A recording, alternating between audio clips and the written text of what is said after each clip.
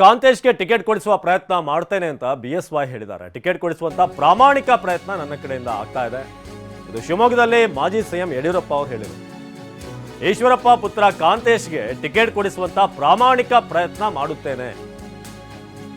ಇದು ಶಿವಮೊಗ್ಗದಲ್ಲಿ ಮಾಜಿ CM BS ಯಡಿಯೂರಪ್ಪ ಕೊಟ್ಟಿರುವಂತಹ ಬಹಳ ಮುಖ್ಯವಾದಂತಹ ಸ್ಟೇಟ್ಮೆಂಟ್. ನಿನ್ನೆ ಅವರ ಮನೆಗೆ ಪ್ರಹ್ಲಾದ್ ಜೋಶಿ ಅವರನ್ನು ಕೂಡ ಕಳಿಸಿದ್ದೆ. ನನ್ನ ಜೊತೆ ಈಶ್ವರಪ್ಪ ಬಂದರೆ ಅವ್ರನ್ನೂ ಕೂಡ ದೆಹಲಿ ಕರ್ಕೊಂಡು ಹೋಗ್ತೀನಿ. ದೆಹಲಿಯಲ್ಲಿ ಅಮಿತ್ ಶಾ ಅವರ ಜೊತೆ ಚರ್ಚೆ ಮಾಡೋಣ. ಈಶ್ವರಪ್ಪ ನನ್ನ ಜೊತೆ ಬರಲಿ, ನೋಡೋಣ ಹೈಕಮಾಂಡ್ ನಾಯಕರು ಏನು ಹೇಳ್ತಾರೆ ಅಂತ. ಯಾಕಂದರೆ ಅವರ ನಿರ್ಧಾರ ಅಂತಿಮ. ನಮ್ಮ ಪ್ರಯತ್ನಗಳು ನಾವು ಸಾಧ್ಯವಾದಷ್ಟು ಶಕ್ತಿ ಮೀರಿ ನಾವು ಪ್ರಯತ್ನ ಪಡ್ತಾ ಇದ್ದೀವಿ ಅಂತ ಹೇಳಿದ್ದಾರೆ.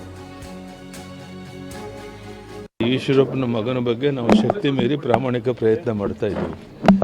ಈಗಲೂ ಕಾಲ ಮಿಂಚಿಲ್ಲ. ಅವ್ರಿಗೆ ನಾನು ರಿಕ್ವೆಸ್ಟ್ ಮಾಡ್ಕೊತೀನಿ, ಅವ್ರು ಬಂದರೆ ನಾನೇ ಅವ್ರ ಜೊತೆ ಕರ್ಕೊಂಡೋಗಿ ಅಮಿತ್ ಶಾ ಜೊತೆ ಮಾತಾಡಿಸ್ತೀನಿ. ನಮ್ಮ ಮಗನಿಗೆ ಸೀಟ್ ಕೊಡ್ಸೋಕ್ಕೆ ಏನು ಬೇಕೋ ನನ್ನಿಂದ ಆಗೋ ಎಲ್ಲ ಪ್ರಾಮಾಣಿಕ ಪ್ರಯತ್ನ ನಾನು ಮಾಡೋಕ್ಕೆ ಸಿದ್ಧ ಇದ್ದೇನೆ. ಈಶ್ವರಪ್ಪನವರು ಅದನ್ನೇ ಹೇಳಿದ್ರು, ಅಂದರೆ ಯಡಿಯೂರಪ್ಪನವ್ರ ಮೇಲೆ ನನಗೆ ವಿಶ್ವಾಸ ಇದೆ, ನಮಗೆ ಕೈ ಬಿಡಲ್ಲ ಅನ್ನೋ ವಿಶ್ವಾಸ ಇದೆ, ಟಿಕೆಟ್ ಕೊಡಿಸಲ್ಲ. ಅಲ್ಲ, ಅವ್ರು ಬಂದರೆ ಜೊತೆ ಕರ್ಕೊಂಡೋಗಿ ಮಾತಾಡ್ಬೋದಪ್ಪ.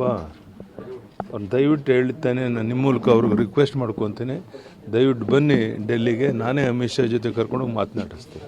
ಈಶ್ವರಪ್ಪನ ಮಗನ ಬಗ್ಗೆ ನಾವು ಶಕ್ತಿ ಮೀರಿ ಪ್ರಾಮಾಣಿಕ ಪ್ರಯತ್ನ ಮಾಡ್ತಾ ಇದ್ದೀವಿ. ಈಗಲೂ ಕಾಲ ಮಿಂಚಿಲ್ಲ. ಅವ್ರಿಗೆ ನಾನು ರಿಕ್ವೆಸ್ಟ್ ಮಾಡ್ಕೊತೀನಿ, ಅವ್ರು ಬಂದರೆ ನಾನೇ ಅವ್ರ ಜೊತೆ ಕರ್ಕೊಂಡೋಗಿ ಅಮಿತ್ ಶಾ ಜೊತೆ ಮಾತಾಡಿಸ್ತೀನಿ. ನಮ್ಮ ಮಗನಿಗೆ ಸೀಟ್ ಕೊಡ್ಸೋಕ್ಕೆ ಏನು ಬೇಕೋ ನನ್ನಿಂದ ಆಗೋ ಎಲ್ಲ ಪ್ರಾಮಾಣಿಕ ಪ್ರಯತ್ನ ನಾನು ಮಾಡೋಕ್ಕೆ ಸಿದ್ಧ ಇದ್ದೇನೆ. ಈಶ್ವರಪ್ಪನವರು ಅದನ್ನೇ ಹೇಳಿದ್ರು, ಅಂದರೆ ಯಡಿಯೂರಪ್ಪನವ್ರ ಮೇಲೆ ನನಗೆ ವಿಶ್ವಾಸ ಇದೆ, ನಮಗೆ ಕೈ ಬಿಡಲ್ಲ ಅನ್ನೋ ವಿಶ್ವಾಸ ಇದೆ, ಟಿಕೆಟ್ ಕೊಡಿಸಲ್ಲ. ಅಲ್ಲ, ಅವ್ರು ಬಂದರೆ ಜೊತೆ ಕರ್ಕೊಂಡೋಗಿ ಮಾತಾಡ್ಬೋದಪ್ಪ.